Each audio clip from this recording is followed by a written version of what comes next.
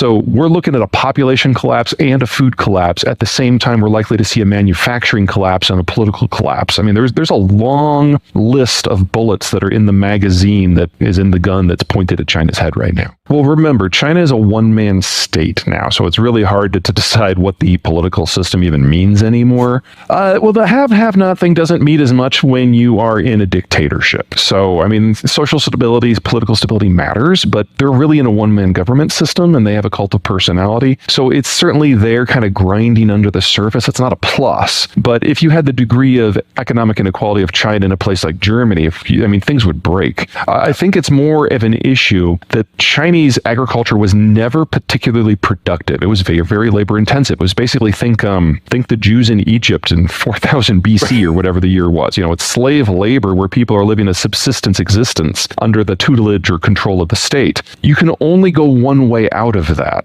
because there was so much labor. It was actually pretty productive per hectare. But now that everybody's moved into a city and everyone's been in a city for 20 years, they've forgotten how to farm like that. They can't go back. And the type of agriculture that the Chinese need to grow their food in the areas they need to grow it can't be mechanized very easily. So we're looking at a population collapse and a food collapse. At the same time, we're likely to see a manufacturing collapse and a political collapse. I mean, there's a long list of bullets that are in the magazine that is in the gun that's pointed at China's head right now. A lot of countries, a lot of companies have seen the writing on the wall for a while, and whether it was because of COVID disruptions or Trump or now the Biden subsidies, whatever it happened to be, the descent into narcissistic nationalism, people have been backing away. Labor costs are a big piece of that too, with different speeds from different starting points, with different exposures. But the writing on the wall has been absorbed by everyone in the international business community, with the exception of Apple.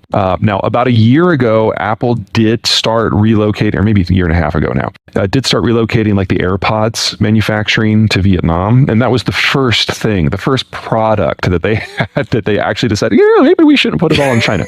So they are the last company to come to the conclusion that there might be a problem. Now, in Apple's defense, the very concept of globalization is underwritten by the American security order. And the Americans have never said flat out that they're done. It's just kind of been a bit by bit retreat. But now that it's more obvious, and now that the Biden administration is codifying Trump's policies, and now that labor costs in China are so high, and now that the Chinese government is actually criminalizing the act of owning data by private corporations, Apple is realizing that, maybe we shouldn't have 91% of our supply chain steps involved in China in some way. No matter how fast they relocate at this point, they can't get out fast enough, because an iPhone is a lot like a car where if you miss one of those pieces, you just have a paperweight. Most vehicles that are sold in the United States are 85% manufactured here. So getting the last few pieces, there's already a network effect going for you in the United States and Mexico, and to a lesser degree Canada. There's nothing like that with Apple. They're going to have to rebuild the entire ecosystem, and that is a minimum of 5 years.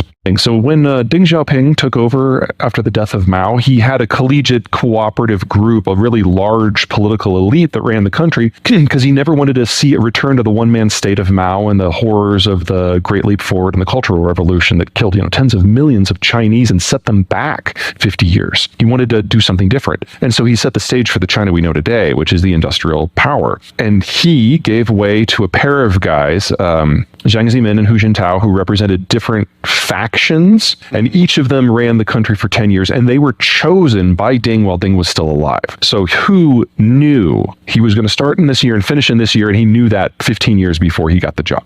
And that has worked reasonably well for them. But Deng realized he couldn't see forever. So he knew that by the time they got to the next guy, he wasn't going to be able to choose that person. So he assigned the Zhang faction and the Hu faction to come together and pick jointly someone new. And that is Xi Jinping, the current guy. So Xi Jinping, originally, it was thought that he was going to be in the middle of a tug of war between these two big factions. He spent the first 5 years of his presidency destroying those two factions. And he spent the next 5 years of his presidency destroying any other pole of independent power within the country, whether it was in business, local government, or the bureaucracy. And he basically took anyone in the country with intelligence and the capacity of forming an independent thought and exiled them, imprisoned them, intimidated them to silence, or just shot them. And there's now no one left. It's just Xi. And so no one wants to bring him information because you might get shot for that. Right. And so we're seeing increasingly stupid decision making from the very top with no one willing to challenge him. This is how you get that spy balloon, which is the dumbest thing I've seen a government do in 20 years. And if you think the last 20 years, there's been a lot of dumb. This is how you get people disinfecting airport runways because they think that's what the leader wants. And we're seeing this in finance and in agriculture and manufacturing and in subsidies and across the governance space. Now, when you decide, I mean, you're threatening Taiwan, saying we're going to integrate it forcibly if necessary, this does get popular support. People like the idea of one China because, you know, the Chinese are right throughout their history. When it hasn't all been in one piece, it's been a freaking disaster. And so there could be something to it, but I don't think so. So when you decide you're going to invade a country, you don't just like wake up and pull the trigger. You build your military with that goal in mind. And that means for years, sometimes for decades, you have to make certain assumptions about how you think the war is going to unfold. And what the Russians have provided for the Chinese is proof that the Chinese chose wrong on everything. So assumption number one, it's going to be an easy fight. Not as easy as invading Ukraine, because you can walk to Kiev, you have to swim to Taipei, but still easy. Well, clearly it wasn't all that easy. Number two, Russian weapons are awesome. So let's steal all their IP just like we do for everything else and spend $3 trillion manufacturing clones of those weapons for our crews. Well, they're having some serious buyer's remorse, or I guess it would be thieves' remorse.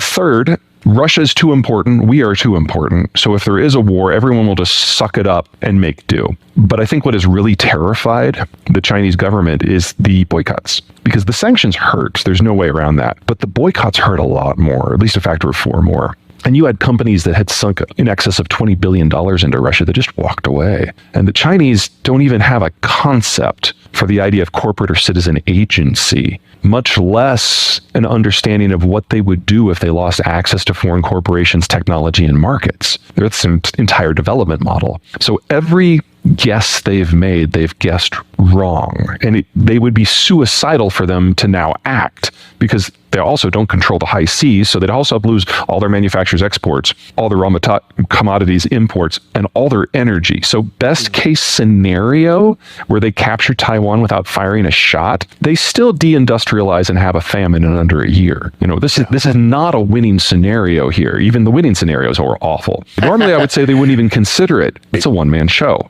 And so it's entirely possible that Xi will pull the trigger, or some over-enthusiastic idiot bureaucrat will pull the trigger, not realizing the damage he's about to cause and cause the downfall of China as an industrial power. It's still possible. It's just not sane. So the Chinese urbanization experience really didn't get going until 1980, but it happened so fast that in a single generation, they've gone from an average of 5 to 7 kids to, in places like Shanghai and Beijing, 0.7. And so we're looking at complete population collapse across a lot of the world. But in China, it's going to be so dramatic, it's also going to trigger civilizational collapse. They no longer have the young people to consume or build. Their labor costs have gone up by a factor of 15 since the year 2000. And they now are on the verge of being the grayest country in the world, without any replacement generations coming up from behind.